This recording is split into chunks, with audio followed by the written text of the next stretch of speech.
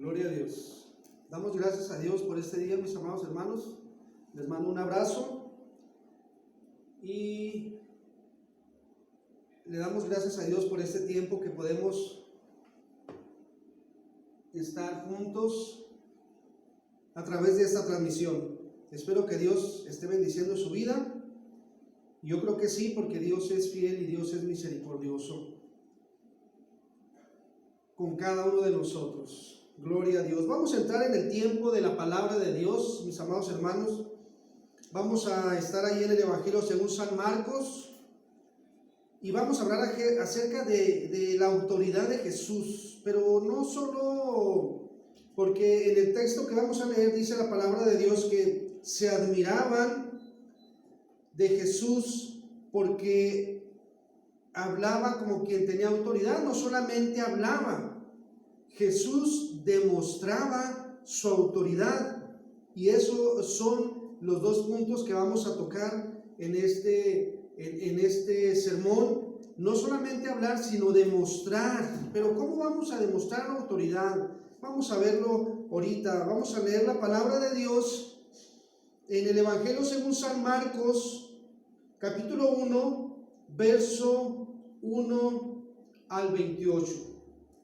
Dice la palabra del Señor: y entrando en Capernaum, enseguida enseñaba durante los días de reposo en sus sinagogas, y se maravillaban de su enseñanza, porque les enseñaba como quien tiene autoridad y no como sus escribas. Y estaba en la sinagoga un varón que tenía un espíritu inmundo, que exclamaba en alta voz y dijo: ¿qué hay entre tú y nosotros, Jesús de Nazaret? ¿Has venido para destruirnos? Sé quién eres, el Santo de Dios. Pero Jesús lo reprendió diciendo: cállate y sal de él. Entonces el espíritu inmundo lo derribó y gritando en voz alta salió de él, y todos se maravillaron y discutían unos con otros diciendo: ¿qué es esto? ¿Qué nueva enseñanza es esta? Que hasta los espíritus inmundos ordena con autoridad y le obedecen. Y su fama se difundió rápidamente por toda la región de Galilea. Vamos a orar. Padre, en el nombre de Jesús, que tu palabra penetre a lo más profundo de nuestro ser y discierna las intenciones de nuestro corazón. Que tu Espíritu Santo nos hable, que tu palabra nos vivifique, nos alimente, Señor, y que tu Espíritu Santo, al estar yo predicando tu palabra y explicando, Señor, que tu Espíritu Santo rompa cadenas, ataduras, ligaduras, Señor, argumentos que vayan en contra de tu palabra sean derribados de la mente de cada uno de los que escuchan este mensaje en el nombre de Jesús, y que los corazones de cada uno de ellos se abran para recibir tu palabra, Señor, y den gloria a ti por siempre. Amén. Gloria a Dios.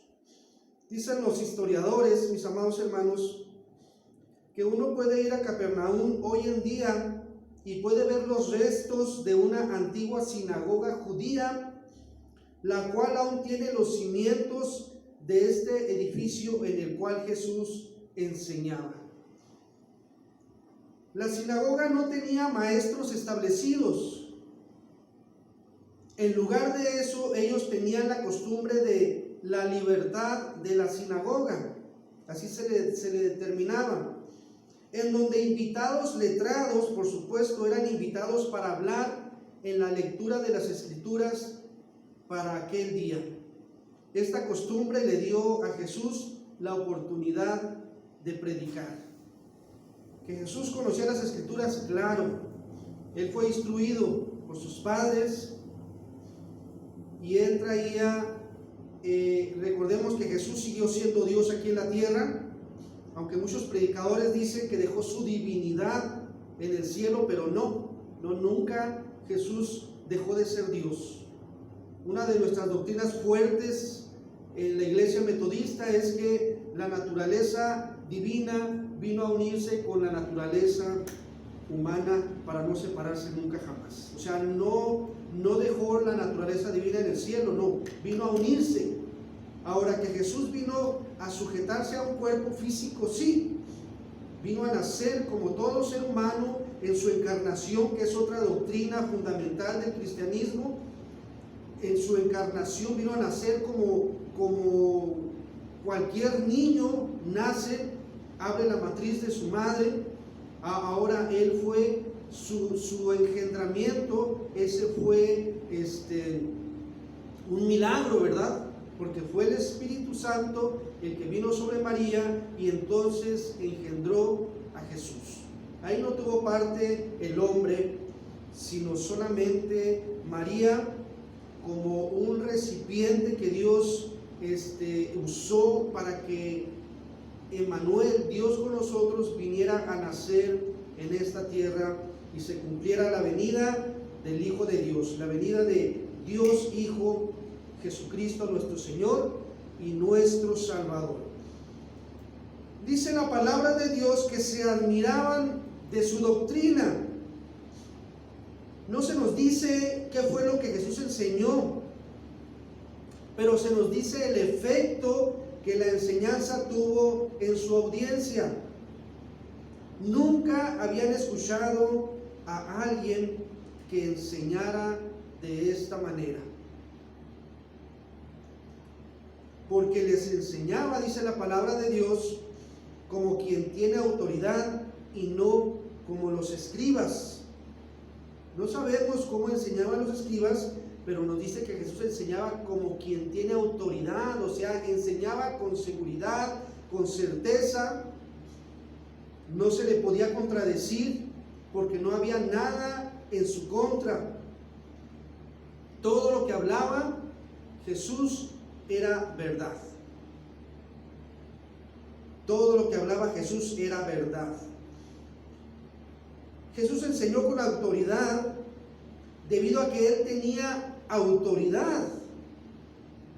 Jesús es Dios y Él tenía autoridad para hablar, y aunque Él vino a sujetarse a la voluntad del Padre, porque en algunas ocasiones dice que Él no vino a hacer su perfecta voluntad, sino que vino a hacer la voluntad, dice, he venido a hacer la voluntad del que me envió.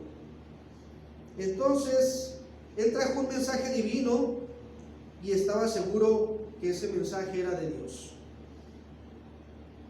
Él no citaba a los hombres, sino citaba a Dios en sus mensajes.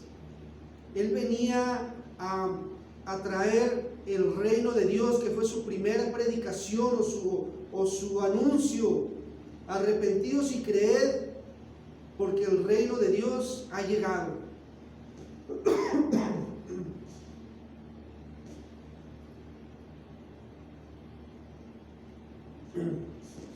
Gloria a Dios.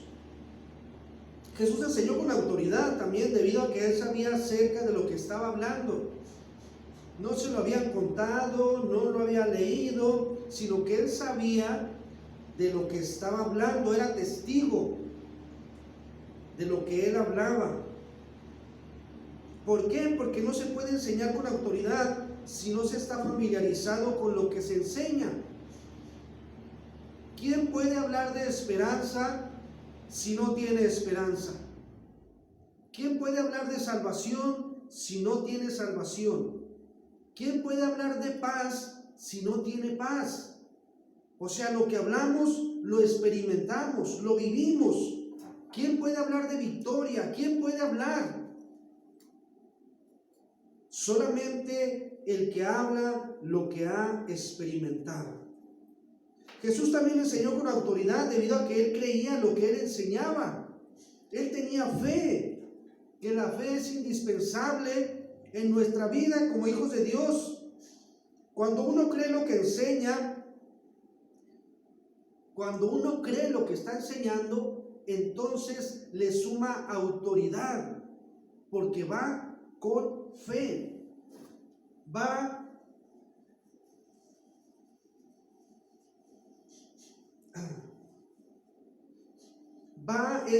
avalada con la fe que Dios está viendo en el corazón de la persona. La fe es invisible y como dijo Santiago, que lo vamos a hablar más adelante, muéstrame tus obras por tu fe. O sea, como la fe es invisible, ahora sí que hay que demostrar con obras. Y es precisamente lo que Jesús hacía. Por eso este sermón se llama Jesús demuestra su autoridad. No solamente habla con autoridad, sino que la demostró porque él creía lo que vino a hacer. Él tenía fe en lo que estaba haciendo. Él sabía que lo que hablaba era verdad. Él sabía que tenía el respaldo de su Padre, porque no hablaba lo que a él se le ocurría, sino que hablaba lo que escuchaba hablar al Padre. Lo dijo en varias ocasiones. Entonces, ahora él podía demostrar esa autoridad que él tenía. Jesús vino sujeto, por decirlo de alguna forma, a su Padre. Se sujetó en todo lo que tenía que ver referente a la ley de Moisés, que Dios había dado a Moisés. También se sujetó al Espíritu Santo para ser llevado al desierto, para ser tentado por Satanás. Entonces podemos decir que la autoridad que Jesús tenía o que manifestaba fluía de la sujeción y la obediencia a su Padre. Este es un principio bíblico. La autoridad fluye de la obediencia y la sujeción a Dios.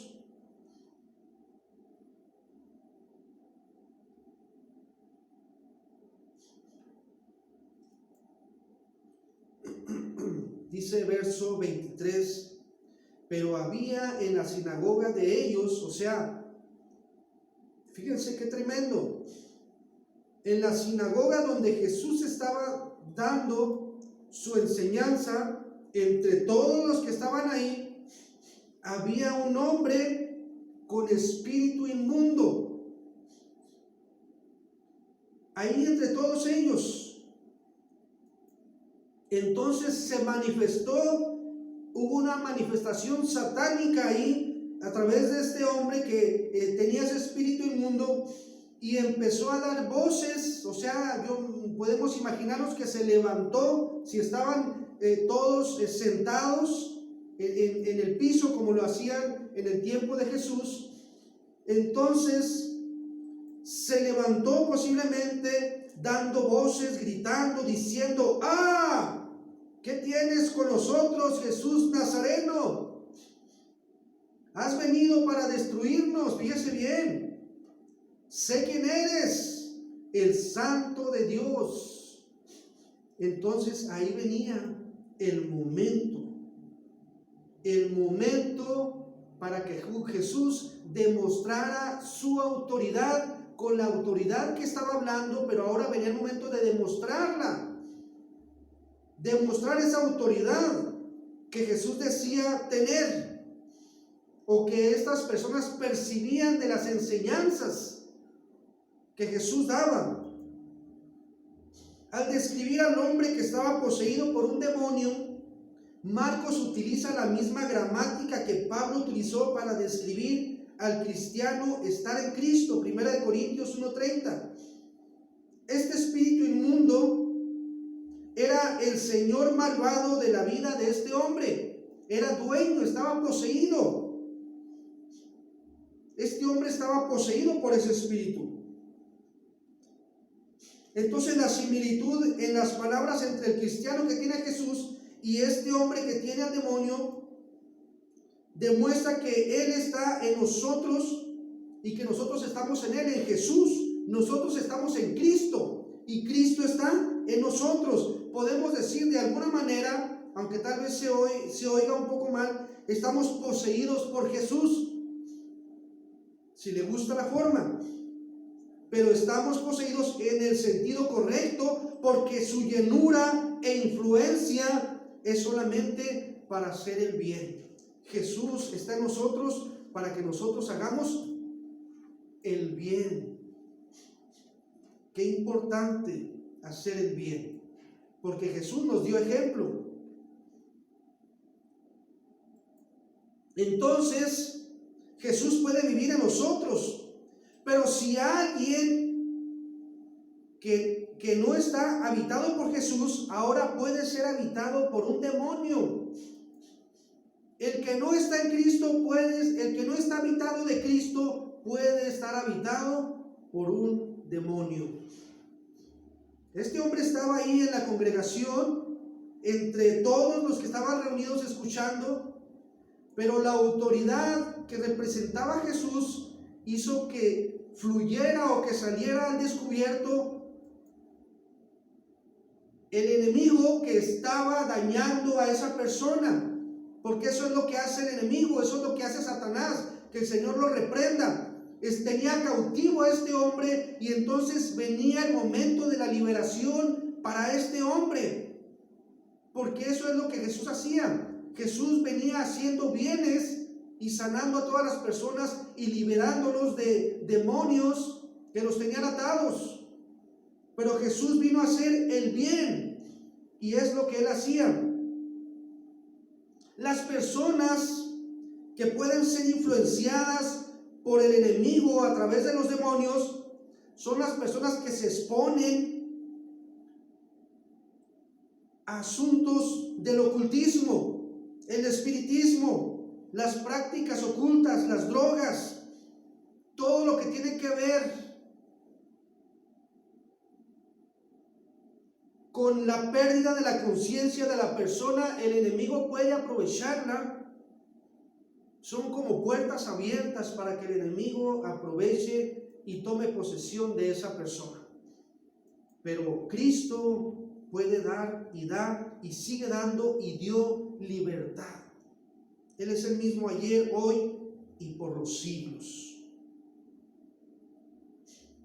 Sé quién eres, el Santo de Dios, le dijo este demonio. El mismo demonio testificaba que Jesús era santo y puro. Los demonios admitían que sus tentaciones fracasaban al intentar corromper a Jesús. ¿Por qué digo esto? Porque Hebreos 4:15 dice que Jesús fue tentado en todo, pero sin pecado. Jesús fue tentado. Nosotros conocemos solamente la tentación cuando fue llevado por el Espíritu Santo al desierto. Pero dice que Jesús fue tentado en todo. O sea que tuvo otros ataques, que tuvo otras luchas. Pero el enemigo nunca logró hacerlo caer en la tentación. Y se le reconoce como el Santo de Dios. Entonces Jesús le reprendió. Jesús no necesitaba confiar en algunos dichos o en algunas frases compuestas por personas, porque en aquel tiempo existían muchos exorcismos o ceremonias. Él simplemente demostraba la autoridad de Dios en él y reprendió al demonio y le dijo: cállate y sal de él. En esta ocasión le ordena que no hable y salga inmediatamente. Pero más adelante, Evangelio según San Marcos 5:9, le pregunta al demonio: ¿cómo te llamas?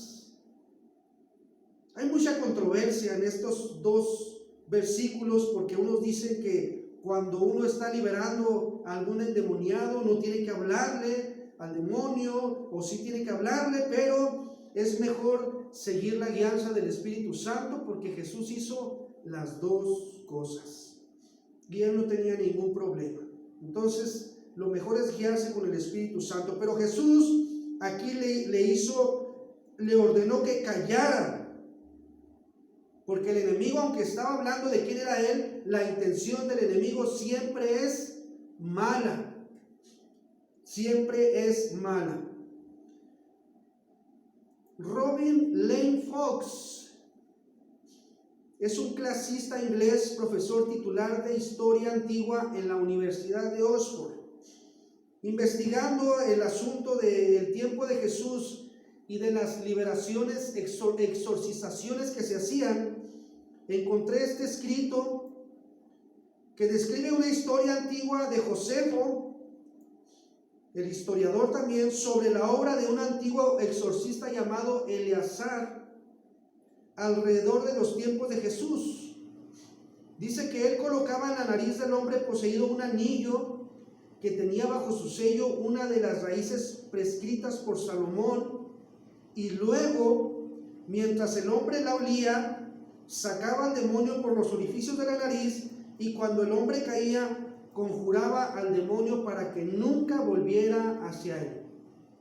Hablando el nombre de Salomón y recitando los encantamientos, los cuales él había compuesto, luego deseando convencer a las personas presentes y comprobar que él tenía el poder, Eleazar colocaba una copa o tazón de un pie de largo, lleno de agua y hasta un poco más, y le ordenaba al demonio, mientras salía del hombre, que la volteara y que diera a conocer a los espectadores que él había dejado al hombre. Puse esto, hermanos, porque la gente estaba acostumbrada a ver este tipo de espectáculos, pero Jesús no hizo nada, sino solamente con su autoridad, con el respaldo de Dios, dio la palabra, dio la orden, y el enemigo tuvo que sujetarse y dejar a este hombre en libertad. Solamente eso bastó. Podemos ver, por ejemplo, ahí las personas que estaban acostumbradas al uso de las fórmulas mágicas de los exorcistas judíos. Podemos ver Mateo 12, 27, Hechos 19, 13, pero aquí había algo totalmente diferente. Aquí estaba la autoridad de Dios representada en Jesús, el Cristo, el ungido de Dios, el Mesías, el prometido. Juan 6:38 dice Jesús: porque he descendido del cielo, no para hacer mi voluntad, sino la voluntad del que me envió.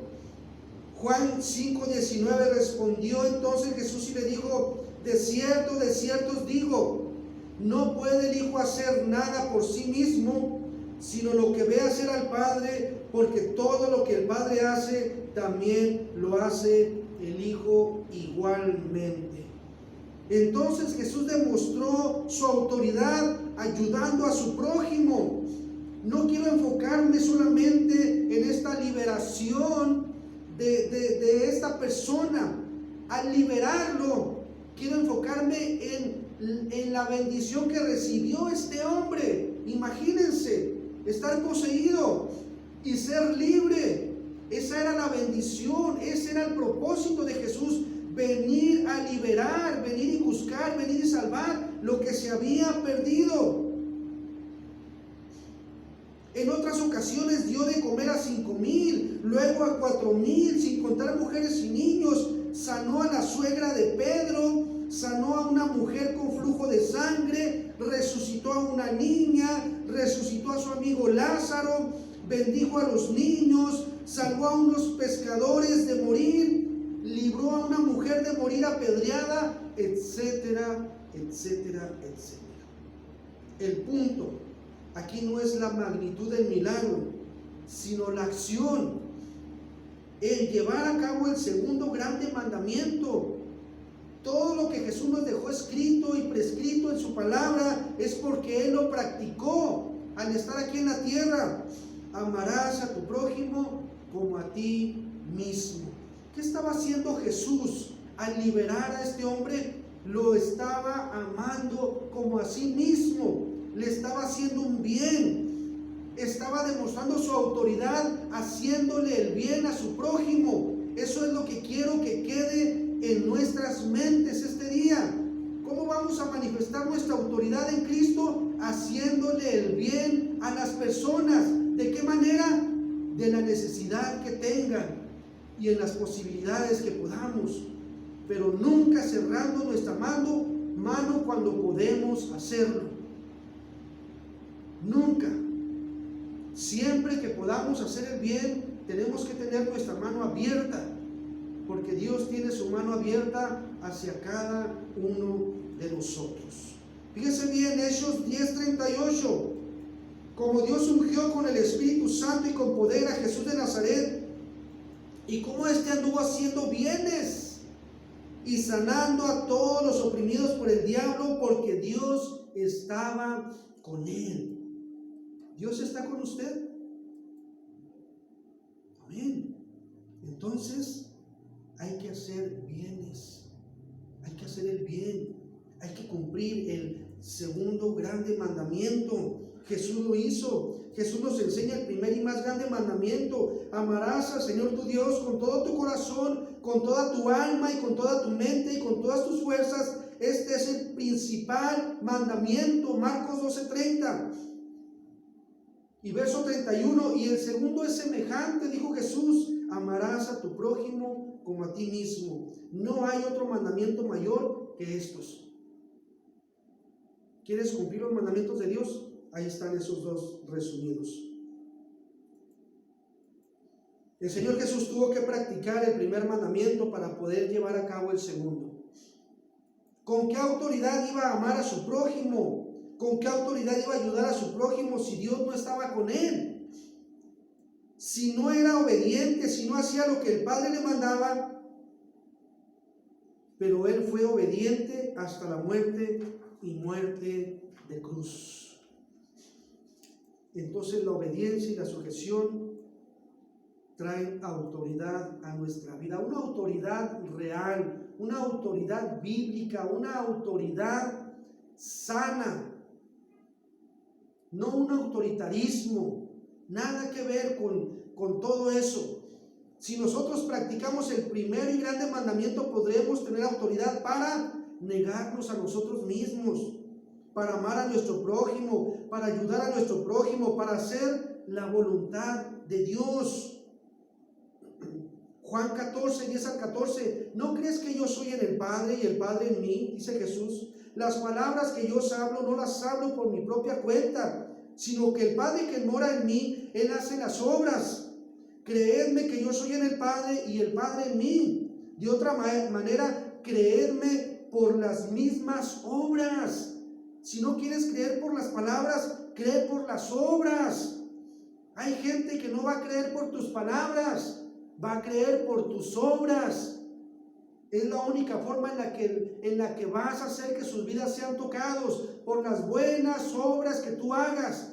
Es cuando mucha gente va a ser convencida y va a entender que no solamente hablamos, sino que actuamos, que hemos aprendido a hacer el bien. Porque Dios es el ejemplo por medio de Jesucristo, el ejemplo que nos ha dado. De cierto os digo, dice Jesús, el que cree, las obras que yo hago, él las hará también. A lo mejor tú estás pensando, yo no puedo resucitar a nadie, no puedo hacer esto, aquello, ok. Pero puedes hacer el bien, hazlo. Jesús anduvo haciendo el bien a todos. Hazlo. Si Dios te da la capacidad de resucitar a un muerto, gloria a Dios. Si Dios te da la capacidad de sanar a alguien, gloria a Dios. Pero no dejes de hacer el bien. No dejes de hacer el bien.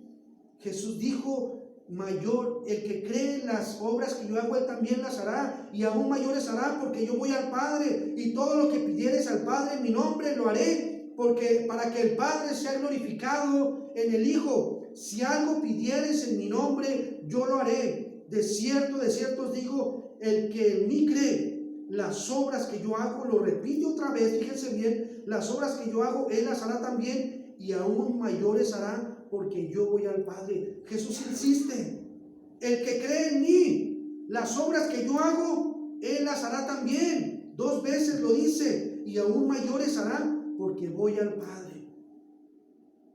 Entonces podemos hacer el bien. Hechos 10:38, nuevamente, cómo Dios ungió con el Espíritu Santo y con poder a Jesús de Nazaret, y cómo éste anduvo haciendo bienes y sanando a todos los oprimidos por el diablo, porque Dios estaba con él. ¿Qué buenas obras estás haciendo? ¿Qué bien estás haciendo a tu prójimo? batallas para amar, batallas para aceptar a las personas, batallas para dar, para hacer el bien, para suplir necesidades cuando tienes la posibilidad. Tal vez no estás amando a Dios con todo tu corazón, con toda tu alma, con toda tu mente y con todas tus fuerzas. Tu autoridad no solo se demuestra con tus palabras, sino también con tus hechos. Así que entonces hagamos bien, dice la palabra de Dios, a todos según tengamos oportunidad, y especialmente a los de la familia de la fe. Mirad que ninguno devuelva a otro mal por mal, sino procurad siempre lo bueno, los unos para con los otros y para con todos. Pero vosotros, hermanos, no os canséis de hacer el bien. Enséñales que hagan bien, que sean ricos en buenas obras, generosos y prontos a compartir. Recuérdales que estén sujetos a los gobernantes, a las autoridades, que sean obedientes y que estén preparados para toda buena obra. Palabra fiel es esta. Y en cuanto a estas cosas quiero que hables con firmeza, le dice Pablo a Tito, para que los que han creído en Dios procuren ocuparse en buenas obras. Estas cosas son buenas y útiles para los hombres. Y termino, y que nuestro pueblo aprenda a ocuparse en buenas obras, dice el escritor de los Hebreos, atendiendo a las necesidades apremiantes para que no estén sin fruto.